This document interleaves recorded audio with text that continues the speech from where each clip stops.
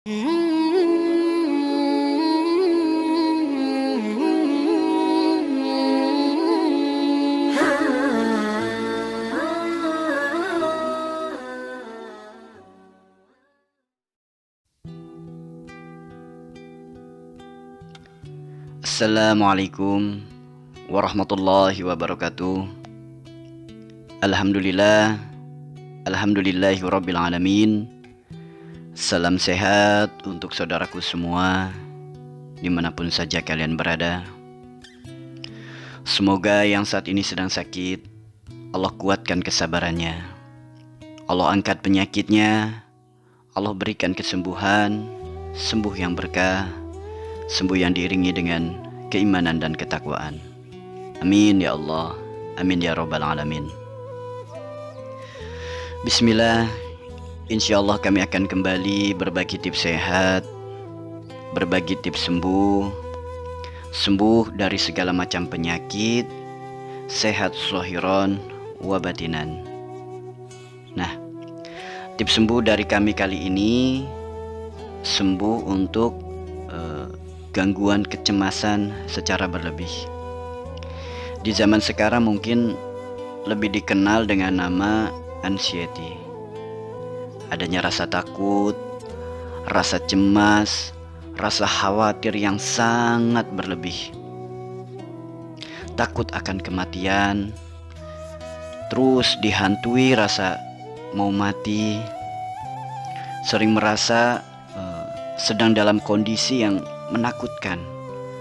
Munculnya ketakutan yang tak wajar saat berinteraksi dengan orang lain. Merasakan adanya teror yang terus-menerus meski hal tersebut sebenarnya tidak terjadi. Khawatir berlebih akan keluarga. Aduh, nanti kalau saya mati, anak saya gimana ya? Nanti kalau saya mati, orang tua saya gimana ya? Suami atau istri saya gimana ya? Terus sering mengalami hal-hal seperti itu. Terus ketika mendengar kabar-kabar kematian, langsung panik nih. Takut berlebih. Sering berprasangka buruk, bahkan dengar suara burung di malam hari saja merasa akan datang adanya kabar-kabar buruk. Nah, kondisi-kondisi seperti ini membuat hidup semakin terpuruk.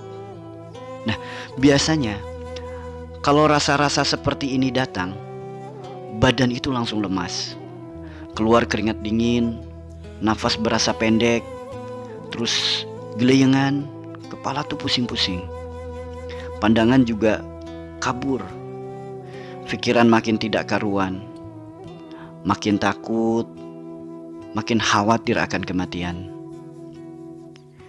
Nah, kondisi-kondisi seperti ini itu sering sekali dialami.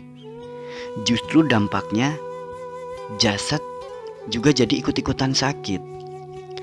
Datanglah penyakit asam lambung, penyakit GERD, lemah jantung, darah rendah atau darah tinggi, dan banyak lagi penyakit-penyakit yang lainnya.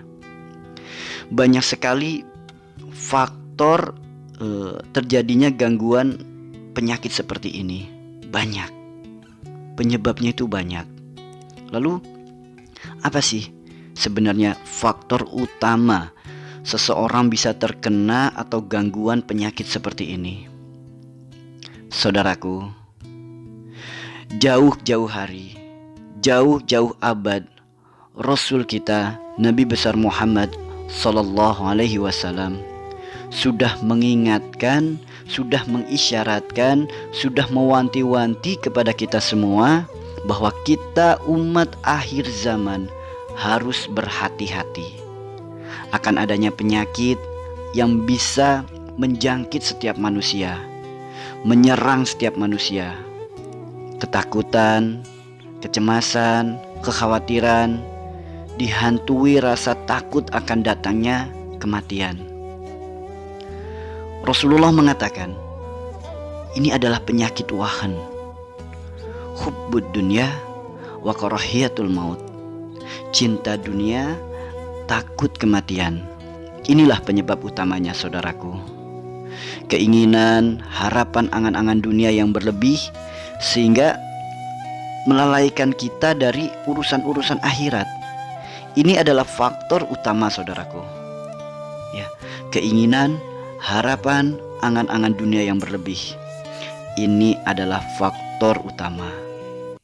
Maka sadarlah, saudaraku, Allah Maha Pencemburu. Jika kita mencintai sesuatu melebihi cinta kita kepada Allah, Allah akan tegur kita dengan banyak cara agar kita tersadar. Sebagaimana firman Allah dalam Quran surat Al-Anfal ayat 28, dan ketahuilah bahwa hartamu dan anak-anakmu itu hanyalah sebagai cobaan, dan sesungguhnya di sisi Allah ada pahala yang besar. Kemudian Allah juga berfirman dalam Al-Quran surat Al-Baqarah ayat 155, dan kami pasti akan menguji kamu dengan sedikit ketakutan, kelaparan, kekurangan harta, jiwa, dan buah-buahan. Dan sampaikanlah kabar gembira kepada orang-orang yang sabar.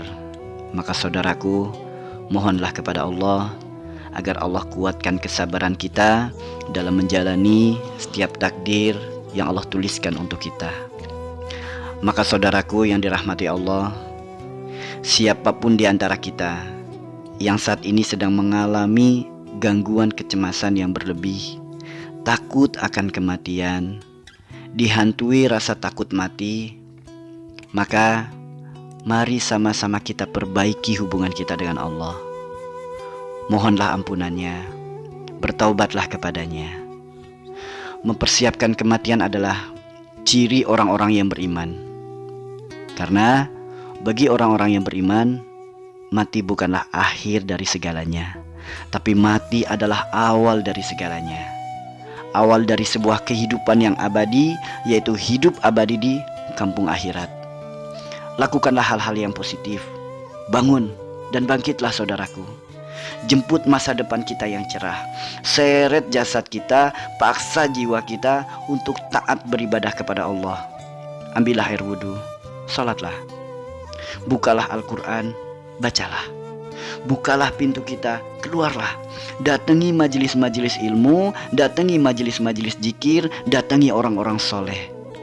Berkumpullah dengan mereka, karena kita akan menemukan taman-taman surga. Lawan diri kita dari sifat-sifat malas. Kurangi aktivitas dengan handphone kita, agar kita tidak teracuni oleh penyakit-penyakit wahan. Cinta dunia, takut mati. Fokuslah, fokus perbaiki diri kita, perbaiki hubungan kita dengan Allah. Dan ingatlah, saudaraku, ada Allah yang wujud dalam hidup kita, yaitu orang tua kita, yang mana dengan ridhonya Allah pun ridho. Maka mintalah maaf kepada orang tua kita, karena mungkin kita termasuk anak yang berani dan galak kepada orang tua, yang sering menggores luka pada hatinya. Jika orang tua kita masih ada, segera temui, mintalah maaf dan ridhonya. Namun jika orang tua kita sudah tidak ada, segerakanlah, doakanlah kebaikan untuk mereka, ziarahi makamnya, dan mohonkanlah ampunan kepada Allah atas dosa-dosa kita kepada orang tua kita.